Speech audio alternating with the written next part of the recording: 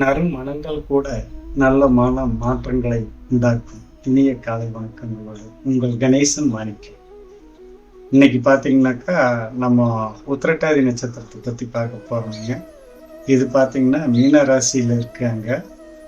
இவங்க பார்த்தீங்கன்னா நல்ல ஒரு திறமசாலி, பல வாதங்களில் வல்லவர்கள், கலகம் உண்டாக்கும் சுபாவங்களை உடையவர்கள், எதிரிகளை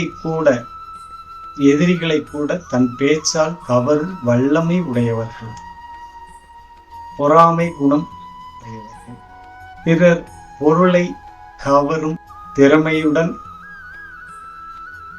அபகரிக்கும் குணநலன்களை உடையவர்கள். இங்க பாத்தீங்கன்னா பிற்கால யோகம் உடையவங்க. இவங்க பாத்தீங்கன்னா எந்த ஒரு இடத்தையும் தன் சூழ்நிலைக்கேற்ப தன் இயல்பை மாற்றக்கூடிய மனோபாவங்களை உடையவங்க. இவங்களுடைய கணம்னு பார்த்தோம்னா உங்களுக்கு மனுஷ கணம் வருதுங்க. பட்சி பார்த்தீங்கன்னா போட்டான் வருதுங்க. நாடி பார்த்தீங்கன்னா மத்திய பார்ச்சுவ நாடி.